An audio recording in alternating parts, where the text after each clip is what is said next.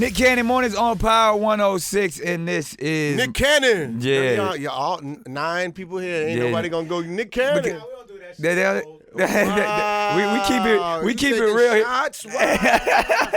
This the black community. We don't do that. Nick Cannon Mornings. Uprighteous black citizen. All the way. I have my turban. I took my turban off. I appreciate that. And it's a nice fade. Thank you. I got my Marlon cut right now. That's the 6th man. Exactly. We going all the way in. Nick Cannon Mornings, Power 106, and this is the up close and personal close conversations, one-on-one with people I admire, that I look up to, and someone that is just kind of affecting culture, and this brother does all three. Man, I like to call him Big Bro. People often mistake us for the same individual, often say that we are related, but has always been solid and is truly a culture generator, affector, and curator, Mr. Marlon Wayans. Thank you. That's the best intro I ever got. I'm sitting there going, I'm dope as hell. Fact. Can I curse? Yeah, I'm dope as fuck. Shit. But that was dope. Thank you. Because I really mean that. Use a big word. He said curator. Yeah, I mean that in so many different. Culture curator. You are a culture curator. You were raised well. You raised me. No, your mama raised the hell out you. I'm proud of her. Thank she you. did that. Thank you. Culture curator. Man. My mama never told me to be a culture. Now, Marlon, we gotta go all the way up. First, we're gonna talk about Sextuplets. I still got my premiere tickets, as y'all can see. I still got the liquor from the party in my system. As you can Last see. night, yo, congratulations. Thank you, man. Hilarious as shit, but what stood out more than anything is the hard work that went into this. Just not only from you've been writing and producing from day one, which I stole that from your bag all the way. Take it, man. I saw how y'all did it. I was like, I'm gonna do it just like that. That's what jewels are for. Jewels don't mean nothing unless you pass them on. There it is. Real talk. That's what the and he already dropping them. Got him. But the fact that you played, man, 6 characters. 7. We 7. Just done oh yeah. That is I'm not supposed to say. The white lady gave me bad eyes. She said, quiet. It was 7. Yeah. Nah, that's so dope. And we're gonna get into that, but before we jump into the movie, man, I just got to say not only how you have affected culture, but your entire family. And, you know, I'm a student. I'm a student of everything that you've done. But to take it all the way back, man, to just knowing, like, having a voice in comedy early on from the 80s, it's not – we don't see cats who were irrelevant at that time and then still doing it today. Your longevity and being a fixture in this, I commend you. Thank you. And for staying ever youthful. You know what I mean? Like, nobody... Vitamins. Lots of vitamins and cleanses. And you know, and speaking of, y'all was on that, like... And nigga jeans. Yeah, I was about to say, but y'all was on that health kick before everyone else. Yeah. Like, your entire family, and I watch how you guys move, and it feels like people are finally catching up with the consciousness. But the thing about you and your entire family, you guys never forced the consciousness on you. Y'all wasn't trying to get people to be woke. Y'all was just living by example. We wasn't trying to make money off for things, or we wasn't trying to... We just wanted people... Y'all wasn't selling herbs. Yeah, we just coming from a genuine place. Like, we want people. Wasn't pushing your religion or none of that stuff. Y'all was just trying to make people laugh and provide for your family, man. And I saw a meme where it was highlighting y'all whole family. Like, yo, the first real family of comedy and the first person in entertainment to just say, yo, I'm gonna put my entire family on. Shouts out to your brother Keenan. And then for all of you, that's the guy right there. Yeah, just to put it on. So I commend that. I salute that. Going all the way back to when, you know, I was running around the set of the Wayans Brothers show, trying to get on, just watching y'all make moves. You did well, Nick. Man, I tried, man. You done well, Grasshopper. I'd audition every time for like the smallest roles and be like, nope, we're gonna give that to somebody with the last name Wayans. You know what's happened? So here's what happens. When you have it and you whatever no, it's a different yes. Facts. When you have it, that no is just an obstacle that puts somebody with your kind of tenacity and work ethic into its own lane to be like, yo, I'm going to do this. Like Martin Lawrence, for example, he auditioned for In Living Color.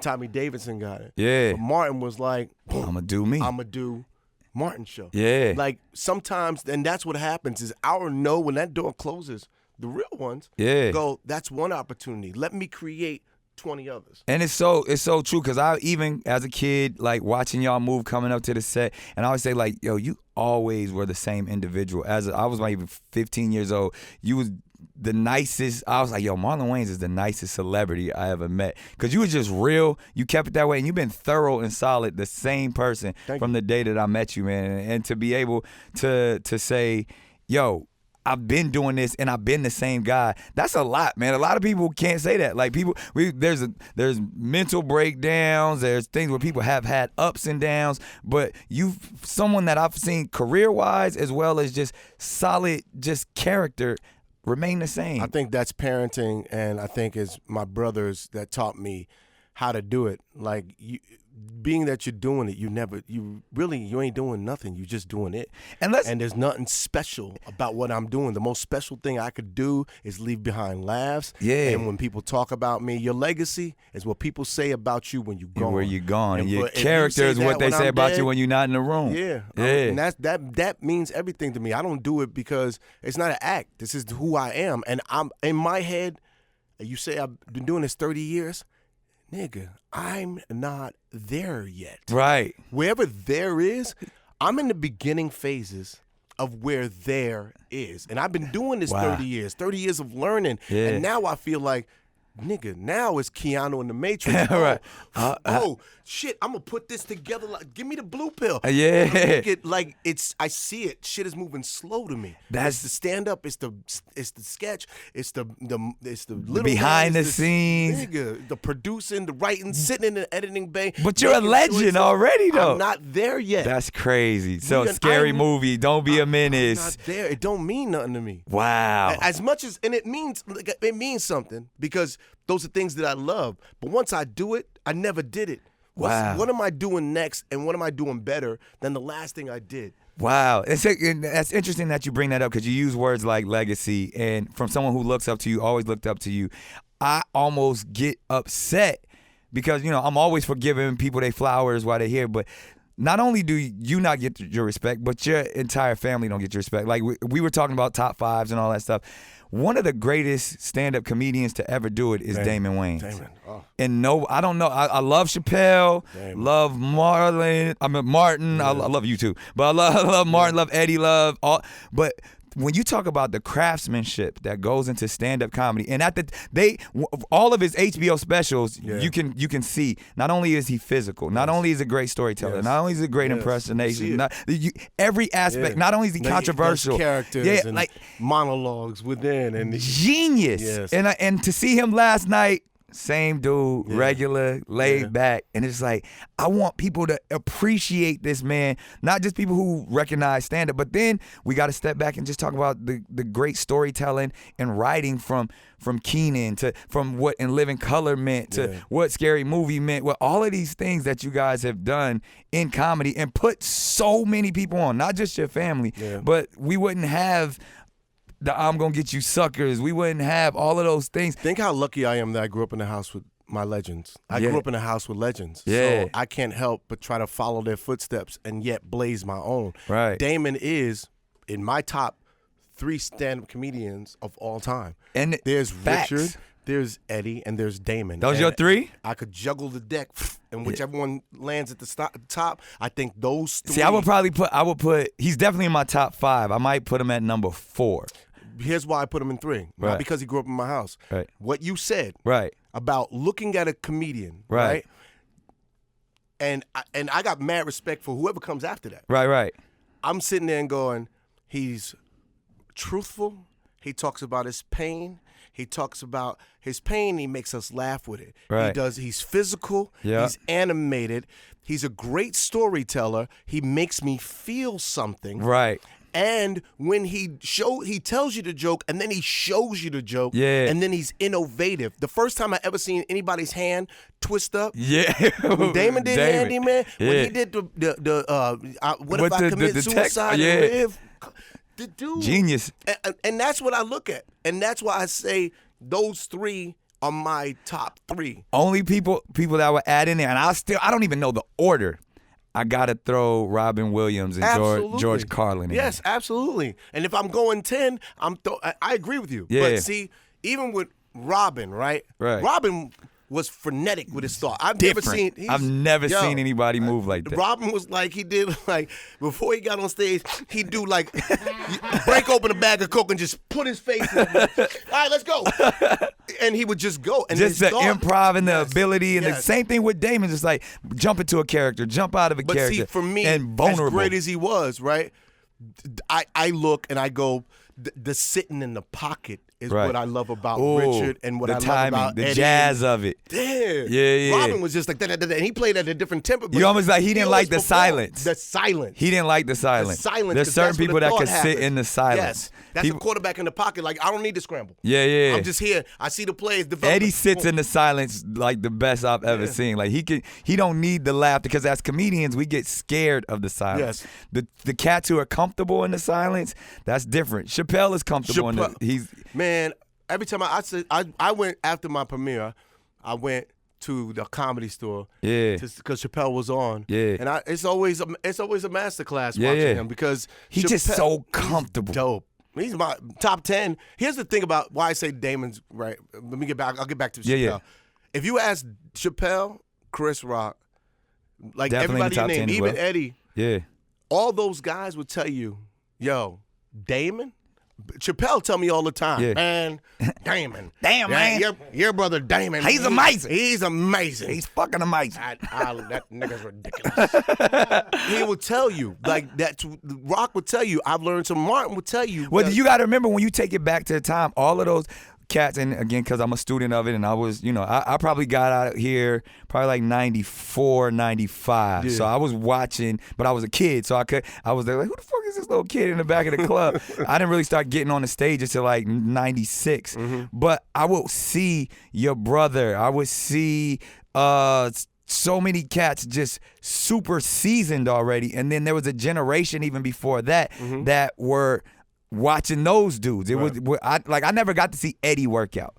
You know what I mean? I heard it was. I know you were kind of like you were the version. You were me 10 years before that was just sitting there kind of watching and observing. And I heard that all of those cats would just watch Damon do his thing. Because Damon would come in and do something different. Yeah.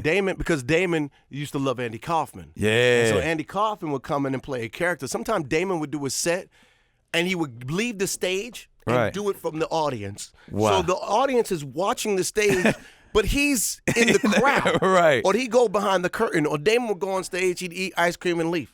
Wow. Because Damon, what I love about Damon likes to lose you. Right. Because he knows he could gain you back, but he wants to break you down and let you know that I'm not here. I'm not your monkey. I'm not your clown. You are here to hear my thoughts and observe me. And the minute you judge me, I'm walking out. Because what you're doing is you're putting me in mental jail. Right. I gotta be able to talk and be free and take y'all on this journey. And I'm gonna lose you. And the people that ain't real, y'all get the fuck out. Wow. And they'll walk out. Yeah. And then he'll go, good. Now we got some real niggas in the audience. And then he gives you this show that's so amazing, and anybody that left that room fucking missed out because they were judging. Damon's amazing, and that's why. And I'm not saying it because he's my brother. I'm a student of comedy. Now, if you go 10. That 10, of course I'm putting Chappelle. Of course I'm putting Rock, Martin, fucking let's do the George 10. Carlin, George Carlin. Who else? Robin Williams. Robin Williams, Carlin. Billy Crystal is. Ooh, you in your 10? I'm just saying. I'm just mentioning people. Let me see who I would go. I'm gonna go ahead and try to do it. I'm gonna try to do it. I'm gonna go. In no order. But you gotta, if you're gonna order it, you gotta go. Yeah. See, it's hard to do. For me, the top three. I'm sweating. Yeah, there you go. You good. The liquor coming out my system. Top. I'm gonna go mine, and then you tell me what, because I'll get to do this in front of you. This is big. All right. No order though. No order. Because I'm still confused by that. Pryor. Yes. Carlin. Yes. Dick Gregory. Yes. Chappelle. Yes. Robin Williams. You missing Eddie? I'm not going in order. Eddie. You gotta put Eddie there. Damon. Yes. I like your top. Okay, so say it again. You got Carlin, Gregory, Pryor, Eddie. Yes. Robin Williams, Damon. Like that's my Mount Rushmore right there. And then Chappelle, Rock. Ooh, two more. You got two more. Damn. That's tough. But that's when you got to go back. Yeah. You got to look at guys like the Billy Crystals. You got to look at the guys like Steve Martins. You got to look at the guys like who else is? But because I didn't say Martin. I want to say Martin because he get like because Def Jam, you so crazy. You got to put Martin. Definitely Martin. Definitely Martin. Martin's innovative in so many ways. He's a brother that don't get his credit. Yeah, he Martin's definitely. fucking funny. Most brilliant sitcom ever. Nigga, I'm on the Wayans brothers, and I used to watch Martin. That shit was hilarious. Yeah. When he did shit, because Martin it was like an out-of-body experience. Yeah. Martin was like watching Bugs Bunny. Facts. He was like, I don't give a. He was George Jefferson with Bugs Bunny. Animation. His man, and one of the best physical comedians ever. When and the karate dude, like, let's think about, if you think about the characters he used to do, I could watch Martin and I'm having a bad day and nigga, I'ma laugh. Yeah. That motherfucker, because he didn't give a fuck. He was like, I'm here to make you laugh. And I'm gonna force it out of you. And then here you have these bitter niggas, oh, he's too physical. He's cooning and buffooning. No, motherfucker, he's being funny. And brilliant with it. Brilliant. And unapologetic about it. Absolutely. Nah, so I got one more. Yes. Ooh, I love Fox as an entertainer. I believe Jamie Foxx is the most talented entertainer. Out of all we just named, all the way around, Jamie Foxx, the most talented. Most talented person in entertainment. That nigga Sammy Davis Jr. with a good eye. This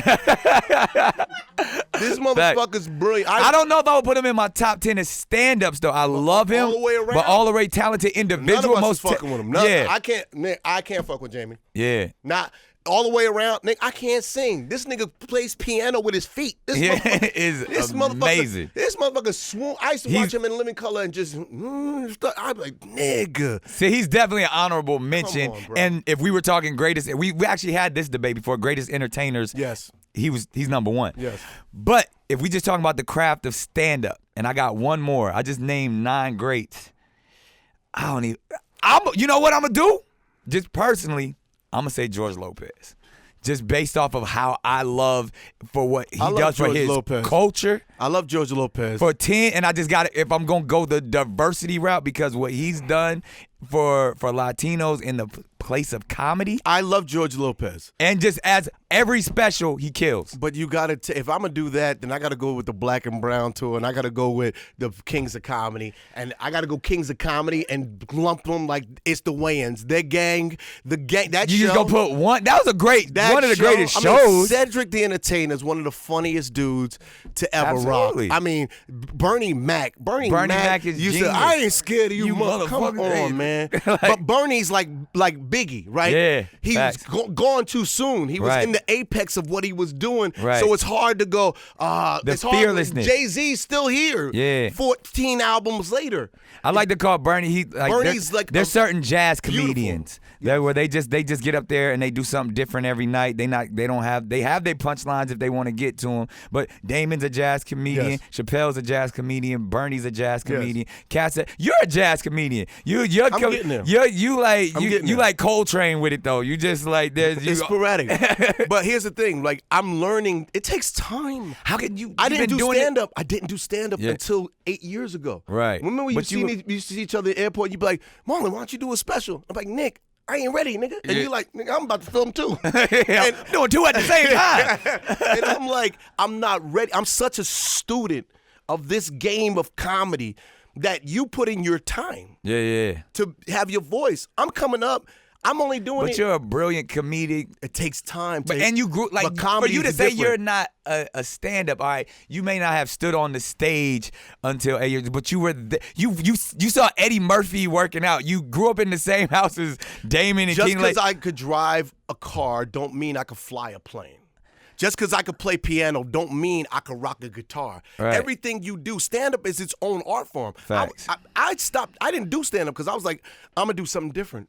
Right. You niggers do comedy. I'm going to write and produce movies because I'm an actor. Because I came up as an actor. I didn't want to be my brothers. I wanted to be me. Right. And my journey was I want to be an actor. Right. I'm not going to do comedy because Damon does comedy, Kenan does comedy, Kim does comedy, Sean does comedy. I want to be fucking Marlon. So I'm going to go to acting school and I'm going to learn to act. You went to Howard, HU? All day, HU and LaGuardia. Shout out to LaGuardia. Yeah. Performing arts. And so for me, when I came out to California, I was like, I'm going to write, I'm going to produce, and I'm going to act. Yeah. And it wasn't until I turned 38 that I started doing comedy and taking it seriously. Yeah. And I haven't, you see my schedule, check my schedule. I'm on the road every fucking week. Because I'm trying to get this. I'm getting my 10,000 hours because one day when people list their top 10, I'm going to be right up in that motherfucker. As you should. But that's what I got to work for. Right. Not, you know what I'm saying? I want them to go, boom, boom, boom, boom. Oh, this. Yeah. When I'm gone, that's what I'm leaving behind. And that's going to happen after special number 9. I don't deserve to, you don't deserve to be mentioned until you have at least, we got to count them. Yeah. You got to have at least like 5 dope specials. Right. Because people unless you after Eddie, the first unless like Eddie, he don't. But Eddie's different because Eddie, after the specials, he was like, nigga, I'm going to do classic movies. Eddie's coming back. I love that. Makes me you not scared? I'm scared. For what? Because Raw and Delirious are genius, and I don't say this to evoke fear or hate or none of that stuff, but as a fan, the biggest Eddie Murphy fan, and I know he can. It's like when Jordan came back with the 4 or 5, he was a little nervous, and he was like, "Oh no, he's still Jordan." Mm-hmm. Like, and I think that's that's gonna happen. Here's the difference: when you're an athlete, you age. Right. Comedians get better with age. Exactly. Because you know why? Now, see, when we saw Eddie, he was a kid and a rock star. Right. Eddie was fucking. Eddie was out there. He was wilding. He was wearing leather. You're right. The Eddie we see now has 10 kids. Right. The Eddie we see now has a few divorces. Yeah. The Eddie we see now has had I just want to hear about all of that in his life. I want to hear about it. And that's what he's going to discuss. Is it going to be Eddie, fearless? It got to be. Because that's what he was before. He'd talk about you think he's not going to be? That's why he's going to do it. If you're going to do, and you sit with Eddie. Here's what's beautiful about Eddie. Eddie is at a point in his career where it's like, I ain't got to make y'all laugh. Facts. I'm going to sit here. I've done enough shit that I'm going to just sit here and chill. And if something hits me and he starts laughing, this man will do a 25-minute improv right in front of your face in a conversation. And you just so go, dope. Yo. I mean, he's brilliant. You got a chance to work with him. Brilliant, bro. And I mean, that's probably one of the funniest scenes in cinema for me. I made my hero laugh. I'm emotional. Yes, you are. But in a good way. I'm not like a bad. You control your emotions. I'm a good emotion. Like last night, I broke down. He did. He was talking about your kids. I was about to tear up because that made me think about my kids. And like it was a brilliant moment. And we'll get back to what we were talking about. But it was a brilliant moment at the premiere where I just had so much respect and love for this man. He's thanking everybody, and then he gets to his family, and then he gets to his kids, and it was so overwhelming for him that he couldn't even finish the thank you for his kids. That he just walked off, cried, the movie. and then said start the movie. And I think like we were all tearing up because you just saw the love that he had and how hard he had worked in this film to be an example for his children. And that's exactly what it was, because when I said my family, for my brothers and sisters for being my inspiration. Right. And then my nephews and my nieces for being my motivation. Right. And then I got to my kids, and it was like, y'all are all my motivation, my inspiration, my jubilation. Yeah. I hope that this performance that I put down, because Nick, I didn't sleep for 50 days. I know. I would like text you, and you'd be like, dog, I can't do nothing. Niles came up to me afterward and said, you did Wildin' Out during this? Yeah. He was like, I love you that much more for giving yourself. Because that was one of my days off to sleep, because I only had one day to sleep. I got to thank you again. But I always said, I'm going to do it. Yeah. And I'm a man of my word. And I was like, you know what? It ain't, when you give and then you're plentiful, it ain't giving. Right. When you give and you ain't got, that shit means something. Absolutely. That's somebody giving time on love. our 200th episode, man, and I was grateful then, even more grateful now after seeing Sextuplets, knowing how hard you've been working. And that goes back to the kids, and that's why I cried, because I just want to be an example for my family. I want to be an example for my children. I thought when they were born that I bought a piano and I bought a guitar because I wanted to learn to play, to show them, because when they were born, I was famous already. Nigga, I had White Chicks out. Now, I'm not White Chicks out, but White Chicks was being done. They were babies, but nigga, I was successful. I had a TV show that went 100 episops. Yeah. I had money enough to have a house. Scary movie. Niggas had a crib and a crib. They had a crib and what do you call that little chair to eat in? You ain't got, nigga, it's either or when you ain't got money. And they had a stroller and a little Bajorn. They had it all. And they had it all. So for me, I knew that they would never see me work at something that I sucked at. Yeah. And so I bought this piano and this guitar because I wanted them to see me put in hard work, and I wanted my kids to be in the music and shit, but I wanted to show them that if you work hard at anything, even if you suck, you will get great. But it's funny because the thing that I bought the guitar and I played the guitar and I played piano. I'm not great at either of those, but the shit that I really did was as an artist, right? Since they were born, I've committed to this fucking career and shit.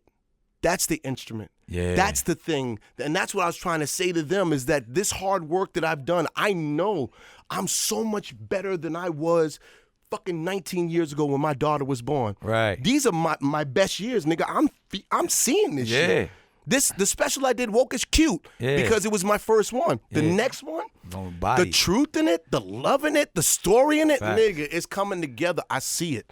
That's beautiful, man. And speaking of coming together, and we could talk for hours. And by the way, I could say that now, A, because I'm still a little intoxicated from last night, but also because I'm not, last night was emotional for me because of, it was exhilaration and exhaustion. Yeah. I put the apex. Nigga, I put everything I had. And it shows on screen. Everything. So Sextuplets, make sure you watch it. We could talk comedy forever. We got to keep talking. We can talk so many things.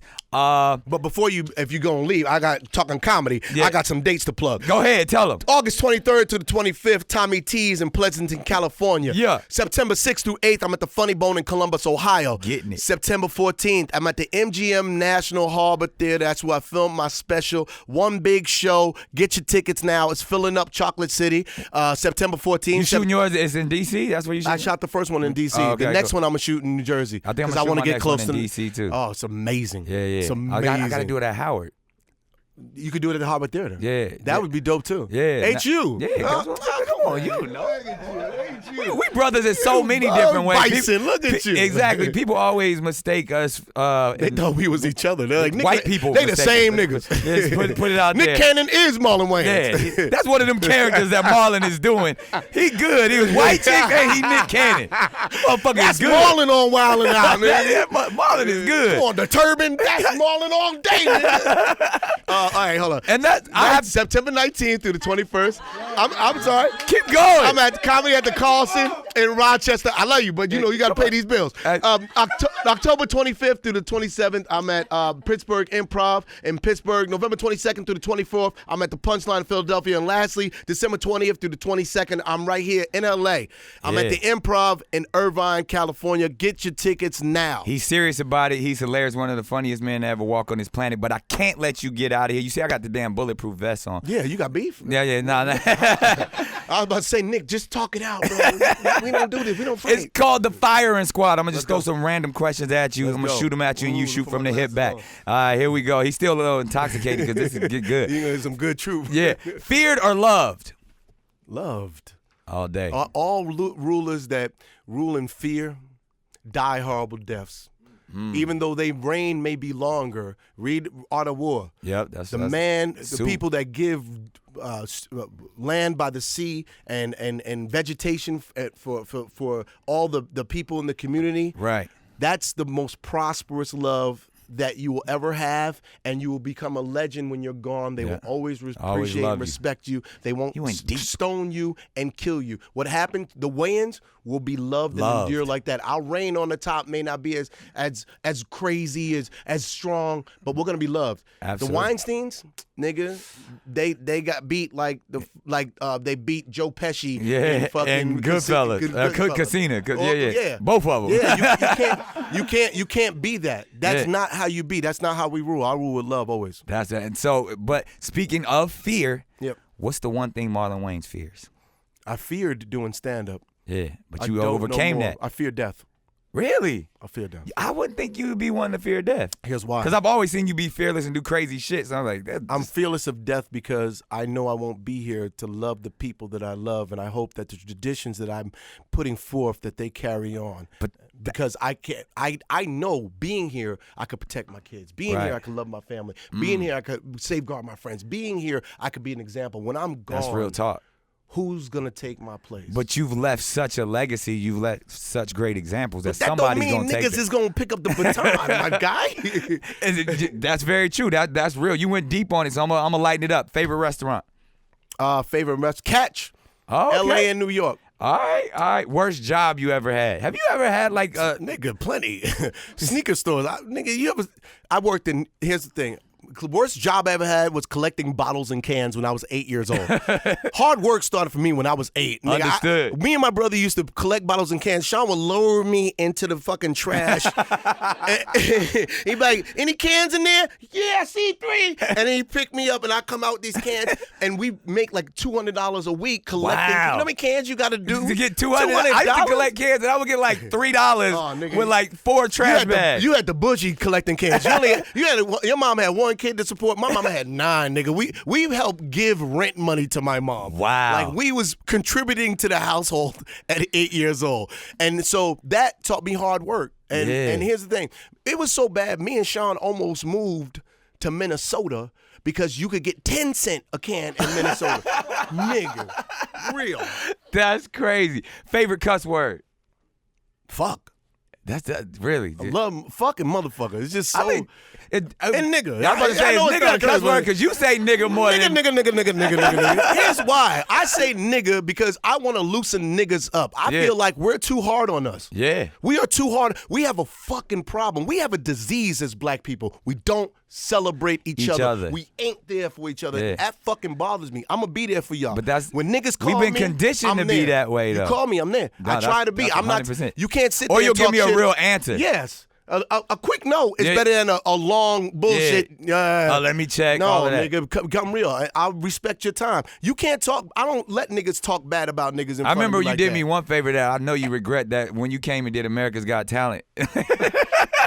All day long. We had this nigga up there. We both regret that. Y'all had me all He was day. like, nigga, you do this every day? Oh, my God. Like, nigga. watching it was thousands so of long. people. I was like, are you kidding me? I was like, yo, I need a lunch. Y'all just watching people? Just I'm like, watch I'm tired. people, like, because you guys is only see the juggling? highlights of the good people. Oh my it's God. a whole bunch of mediocre motherfuckers in America that you got to sit through and like, this And shit you ain't gotta go, never that gonna be was on great. TV. No, it wasn't, nigga. It was terrible. But real terrible is actually entertaining. Do you miss it? Mediocre? Nah, I don't. I'm watching Terry's doing his thing. I haven't watched it. He looked like he having fun. I haven't watched NBC at all. Yeah. Fuck NBC. You heard it from the both of us. I haven't watched the network since I left. How you cancel a great show? Nigga, I'm out. Marlon was great. And I love the fact I can watch it on Netflix now. That to me, I want to, from now on with me, I'm just going to go to places that embrace diversity. Yeah. What I'm not going to do is put myself in a position where then I'm not. I tried to let everybody know what the system was doing. You did it as well. But it's like sometimes, especially people who Me, you, and Steve Harvey need to write a book. For real. Steve has some interesting opinions, but it's still valuable in the sense of how to operate within these systems, and we're going to continue to do it. Yeah, and I'm not, listen, here's the thing. We can't get mad about it. Because That's it's the their system. Institutionalized That's why I said that system. system is not broke. It works for them. Yes, but for me, I just sit there and go, Let me figure it out. Yeah. And I'm going to get better. I'm not even mad. Yeah. I'm like, oh, God don't want me there. There's something better for me. Yeah. And I see it. And I know what I'm doing. And I know one day you just keep working and one day that happens for you. That wasn't for me. Yeah. So I'm not mad about it. And like you said, there's some things they just don't understand. Like even speaking of the word nigga, like that was one of those things. Like because in my stand-up special, NBC got mad because I said NBC stands for nigga be careful. Here's the thing. It's not everybody there. It's certain people that this is what I say. It's not individual racism. It's institutional racism. Right.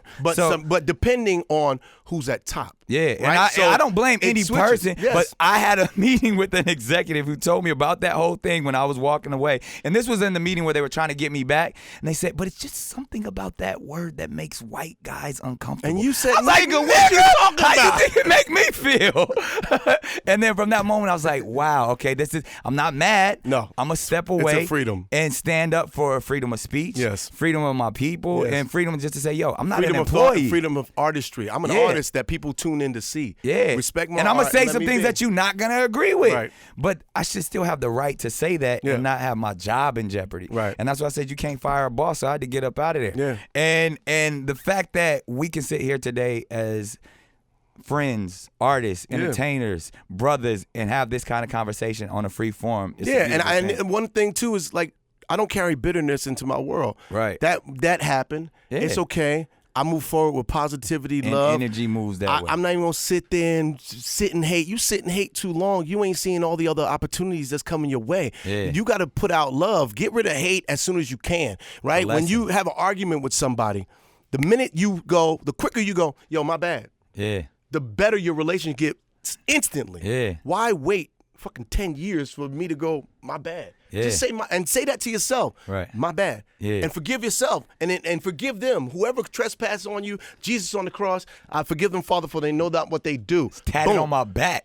But live it. Live it. You got to live it. I lived it. I walked off the Universal lot. I was like, I feel good. Yeah. I'm not mad. I gave love to everybody. We cried at every episode because we loved the whole time. Like That's I said, powerful. you rule in love. That 20 episodes, everybody on that set will tell you about that experience and how much fun. Every audience member that ever came in stage 38 will tell you how much love we had. The best 20 episodes of TV that never made it ever. Right. Big words right there. Yeah, man. And I appreciate you coming in. Hey, man, beautiful talk. I love you. Come on, man. Love you too. I'm proud of you. See, he always, that's how he hug you. You grab the back of your head. I'm proud of you. Like you doing Thank it, bro. you, man. I'm proud of you. You understand? Thank For you. you to have 200 episodes of a television, I watch you, bro. Yeah. Your work, your grind, doing specials, man, talking your truth, motherfucking coming here, doing this Ryan Seacrest shit, nigga. You a beast, bro. Appreciate and I it. love you, and you keep on directing means a shit lot. and doing shit. You gonna make me cry now. No, because nigga, you doing it, bro. And that Appreciate it. makes me proud and makes me happy to see you do it. And I know, like, all of us in the community, when niggas talk shit, like, everybody always got some shit to, oh, this nigga's this nigga. No, that nigga, watch what he does, that's great. Right. And all the things that you say he ain't good at, he knows work ethic. Right. And that nigga will be great. Absolutely. When he chooses to focus on that, I believe in you. Y'all heard it right here. Marlon Wayans, Sextuplets. Catch him on tour. He's doing it big. It's my big bro right here. Close Conversations. Let's go.